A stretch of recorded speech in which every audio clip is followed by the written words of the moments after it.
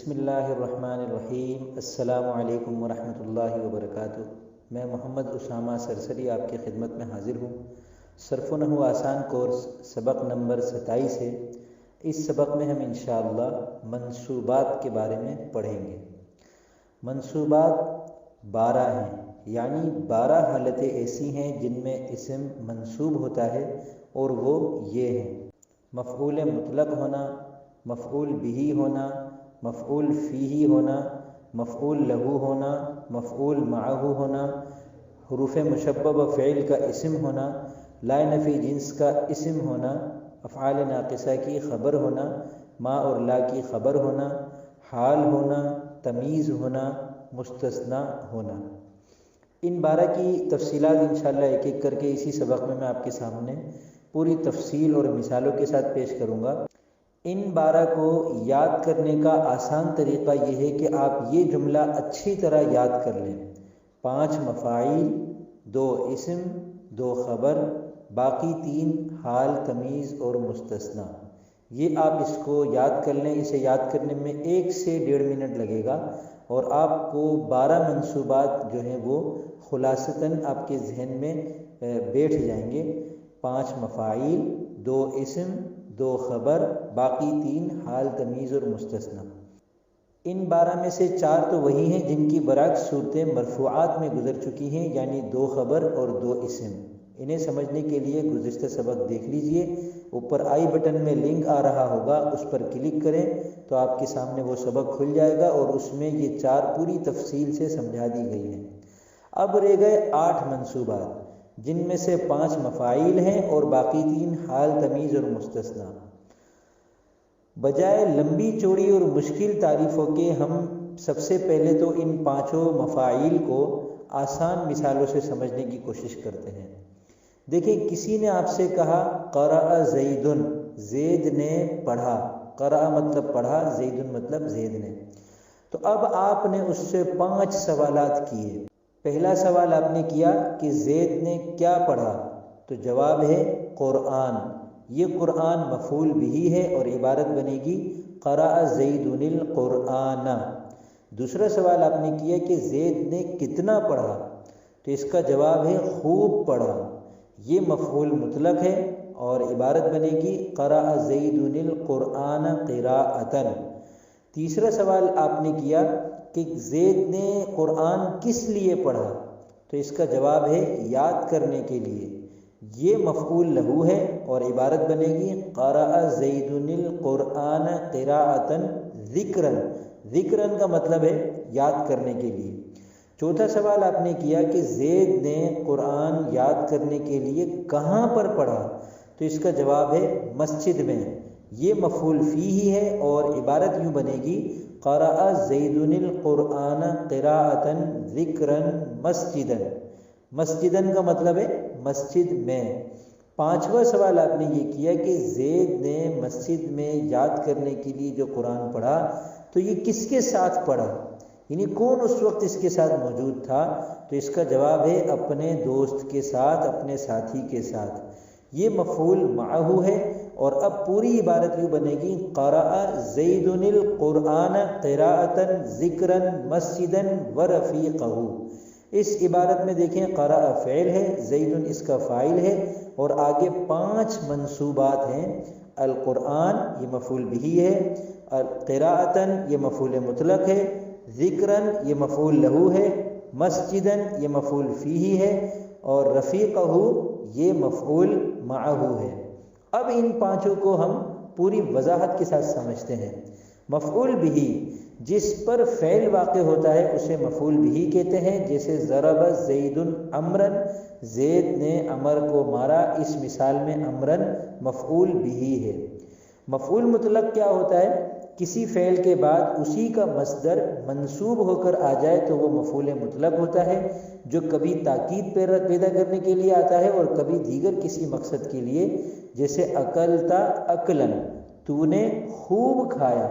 جلستا جلسۃ الجائع، تم بھوکے کے بیٹھنے کی طرح بیٹھے۔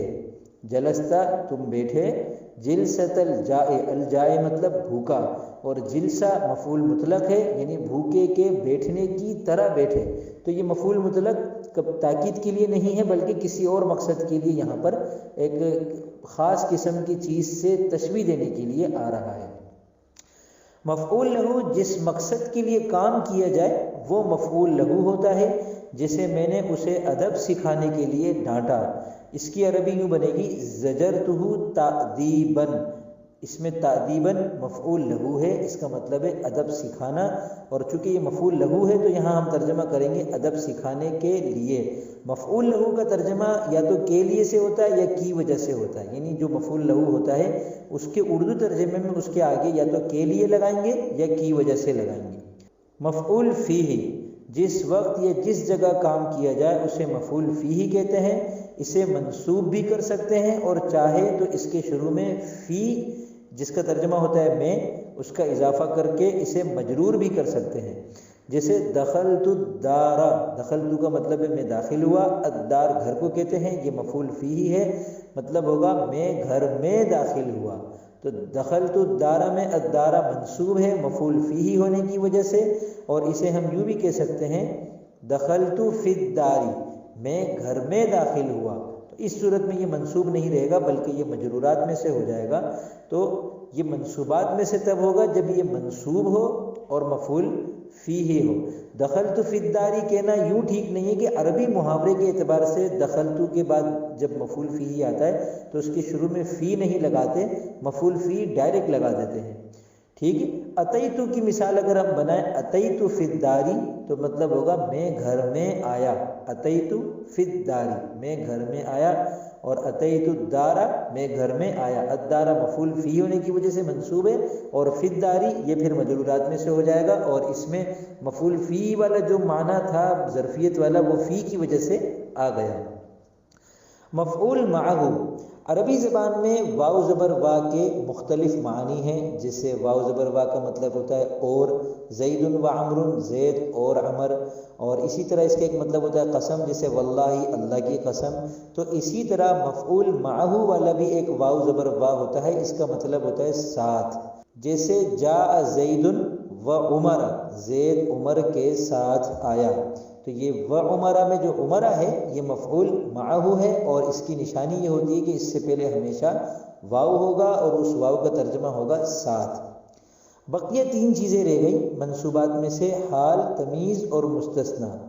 حال کو سمجھتے ہیں، ایک ہے کہ کہا جائے زید آیا، اور ایک یہ ہے کہ وہ جس حال میں آیا اس کو بھی ظاہر کیا جائے، جیسے جاء زید کا ترجمہ ہے زید آیا، جبکہ جاء زید راکباً اس کا ترجمہ ہے زید سوار ہونے کی حالت میں آیا، یعنی زید آیا اس حال میں کہ وہ سوار تھا، زید سواری پر آیا، اس کا ہر لحاظ سے اردو میں ترجمہ کر سکتے ہیں، تو یہ راکباً جو ہے یہ حال ہے، یعنی وہ جب آیا تو اس کی حالت یہ تھی کہ وہ سوار تھا، پیدل نہیں تھا، تو جب کسی اسم کو حال کے طور پر استعمال کرتے ہیں تو یہ اس کی حالت نسوی ہوتی ہے۔ تمیز، میں نے آپ سے کہا کہ آپ بہت اچھے ہیں، تو آپ بے شک یہ سنتے ہی خوش ہو جائیں گے، مسکرائیں گے بھی، مگر دل میں یہ ضرور سوچ رہے ہوں گے کہ میں نے آپ کو کس لحاظ سے اچھا قرار دیا ہے، آیا مجھے آپ کا رنگ اچھا لگا، یا آپ کے چہرے کے نقوش، یا آپ کی مسکراہٹ، یا آپ کی باتیں، یا آپ کے اخلاق، گویا اتنی ساری چیزوں میں آپ تمیز نہیں کر پا رہے۔ اگر میں تعریف ہی میں اس کی وضاحت کر دوں کہ آپ کس لحاظ سے اچھے ہیں، مثلا میں کہہ دوں کہ انت حسن وجہن، آپ چہرے کے لحاظ سے اچھے ہیں، تو اس جملے میں وجہن تمیز ہونے کی بنا پر منصوب ہے۔ عربی نحو میں تمیز کو سمجھنا کسی قدر مشکل ہے، مگر جس قدر اس سبق میں بتا دیا گیا ہے اتنا سمجھنا آسان بھی ہے، اور ایک مبتدی کے لیے اس قدر تمیز کر لینا کافی بھی ہے۔ آخری منصوب ہے مستثنی، یہ بہت آسان ہے، اپنی بات میں کسی بھی چیز یا شخص کو مستثنی قرار دے دینا، جیسے منصوبات سب مشکل ہیں سوائے مستثنی کے۔ ارے اس مثال سے کہیں آپ گڑبڑا نہ جائیں، چلیے ایک اور مثال اس سے بھی آسان دیتا ہوں۔ جاء القوم الا زیدا، پوری قوم آ گئی مگر زید نہیں آیا۔ اس مثال میں زید منصوب ہے مستثنی ہونے کی وجہ سے۔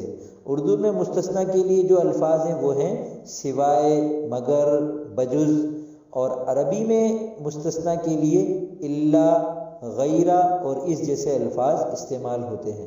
اب اس سبق کا کام یہ ہے کہ قرآن کریم میں سے تمام منصوبات کی ایک ایک مثال لکھ کر پیش کیجئے اور بتائیے کہ یہ آپ نے کیسے پہچانا۔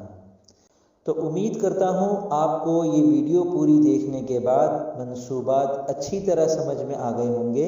یہ 12 ہیں، میں پھر بتا دیتا ہوں۔ انہیں یاد کرنے کا آسان ترین طریقہ یہ ہے کہ آپ یہ جملہ یاد کر لیں، 5 مفاعیل، 2 اسم، 2 خبر، باقی 3 حال، تمیز اور مستثنی۔ اور اگر آپ نے یہ جملہ یاد کر لیا ہے تو نیچے کمنٹ میں مجھے یہ جملہ لکھ کر دکھائیں، از خود لکھیے گا، کسی اور کے لکھے ہوئے کو کاپی پیسٹ نہ کیجیے گا۔ مجھے بہت خوشی ہوگی جو از خود لکھ کر یہ بتائیں گے، تاکہ مجھے پتہ چل جائے کہ انہوں نے یہ جملہ یاد کر لیا۔ 5 مفاعیل، 2 اسم، 2 خبر، باقی 3 حال، تمیز اور مستثنی۔ تو اب اجازت چاہتا ہوں، فی امان اللہ۔